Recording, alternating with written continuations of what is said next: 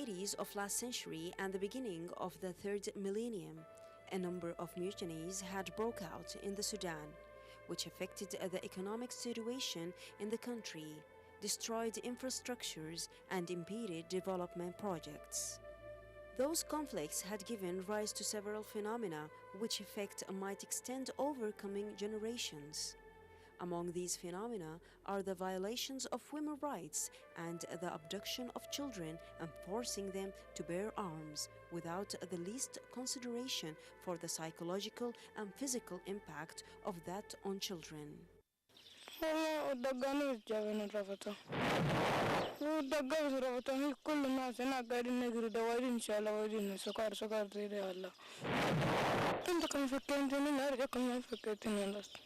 The child abduction phenomenon had become quite noticeable and had become a common factor in rebel practices without exception in each of Darfur, South Kordofan and Blue Nile regions. Moreover, the involvement of some organizations in this crime was also proved. The French organization Arc des Eaux had abducted over 100 of Darfur children and tried to take them out of Sudan before catching its affiliates in N'Djamena airport in Chad. In addition to that, Darfur had witnessed campaigns of forceful child recruiting by armed factions. None of these factions succeeded in denying this crime after a number of children had fallen under arrest by the Sudanese government after the attack by Justice and Equality Movement in Durman in May 2008. Some of these children were below 10 years of age. I think what is happening in South Kordofan and Blue Nile State, and especially South Kordofan, of kidnapping children from school and using them for military work is against most of the human rights law articles and the principles of human rights, and forced disappearance of people.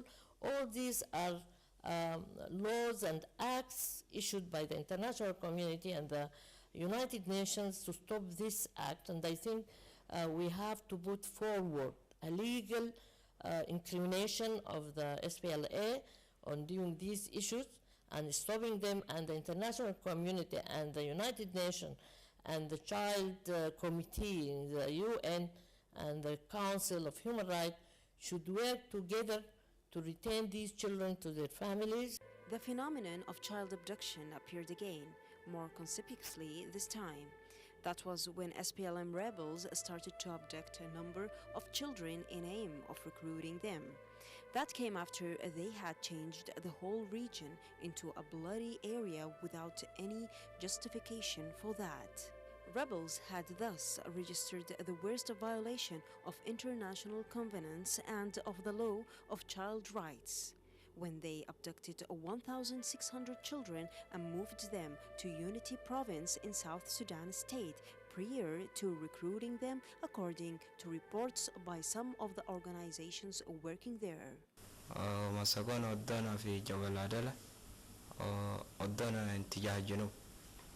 Reports started to come in increasingly from citizens of South Kordofan about the disappearance of children and women.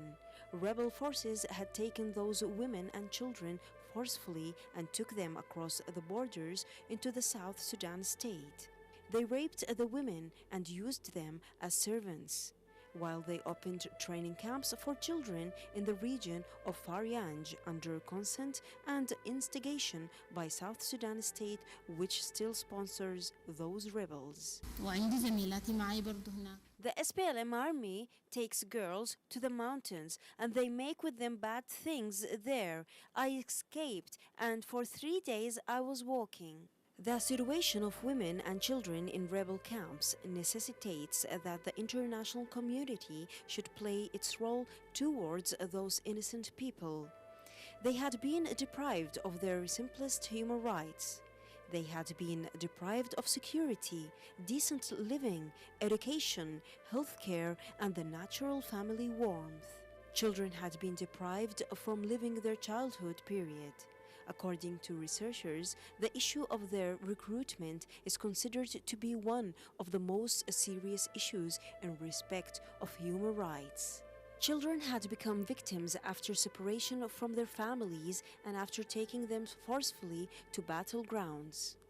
This attitude has been highly convicted through all nations and through the United Nations conventions to protect these children from atrocities, abuse, so that they can be well treated, nicely built up physically and psychologically in their regular communities, in their homes, with their families. But to be dragged by force from their families, from their schools, and treated as soldiers against their will, against their parents' will, that will have a very wrong attitude and effect on them physically and psychologically. The human situations of women and children in the border regions between the Sudan and South Sudan states, which witness rebel movements against the government, which are fully supported and incited by the government of South Sudan, casts a number of queries about the ethics of those who recruit children and drive them to war. They also raise queries about the feasibility of efforts for combating these phenomena and punishing those who commit it. الأولاد الجنوب ينتهكوا حرمات بنات المنطقة الجبال نوبة يسوقون الجنوب يسرعون بالبقر ويسرعون بحاجات كثيرة جدا ويغتصبون ويقتلوا لكن لا حياة تموتون هذه. Despite the calls made by local as well as international circles about protecting women and children from abduction, yet the reappearance of this phenomenon, according to some of the circles concerned, represents a real threat to those innocent victims that necessitates a movement by the circles concerned, especially when this phenomenon had become a worry for the local community in South Kordofan region.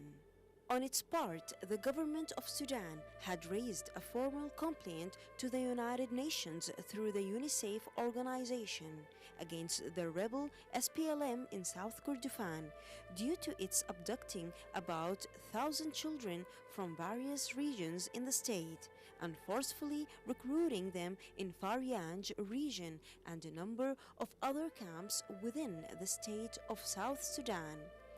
The rebels are making strict guard over those children. Anyone who tries to escape will be shot dead. The practice of the SPLA in kidnapping children is going on, and they use them for the war. And this is very much condemned. Should be condemned by the international society and by the international agencies all over the world.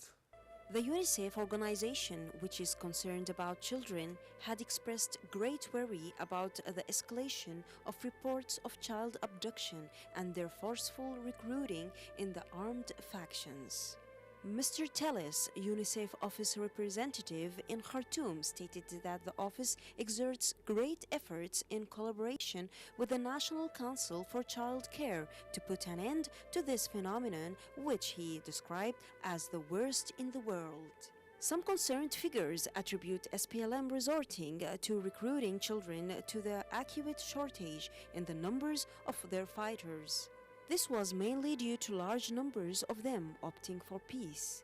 Moreover, their relations with the former rebels in the south made them follow their comrades' steps when they resorted to recruiting large numbers of children in what was then known as the Red Army under their former rebel leader, John Garang.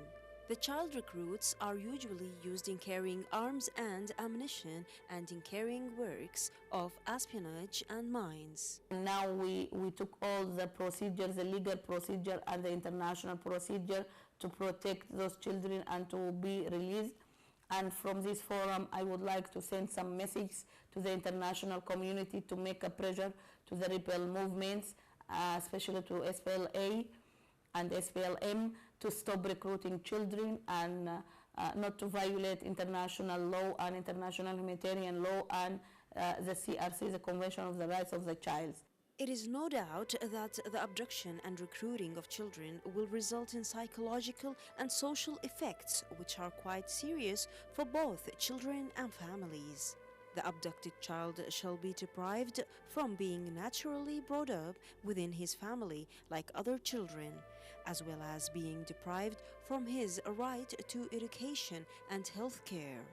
The abduction process will lead to isolating the child from his natural surroundings when he is moved for fighting in other regions. In addition to that, he is exposed to injury and physical deformities during battles. Children might also be exposed to sexual harassment and drug addiction, which enables them to forget the hideous situation which the rebels had drawn them into. The real risk of child recruiting and violating women's rights lies in the fact that those rebels had kept committing their crimes without being confronted or held accountable.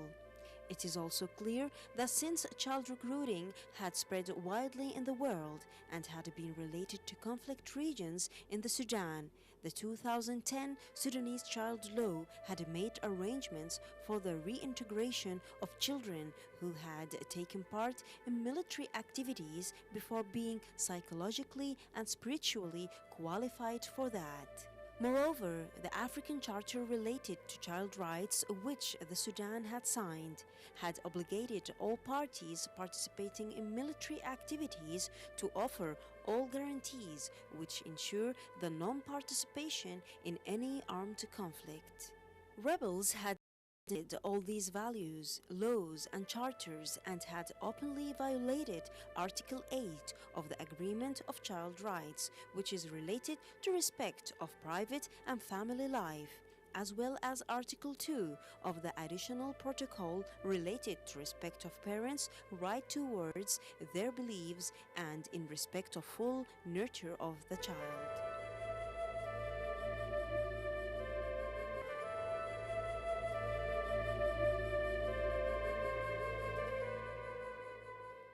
It's also necessary to prevent rebels from continuing and repeating those violations and to confront the government of South Sudan, which made its territories an arena for these atrocities. The protection of children and women from such violations necessitates waging a support campaign from Sudanese civil society organizations and foreign organizations which work in combating child recruiting and exploitation of women.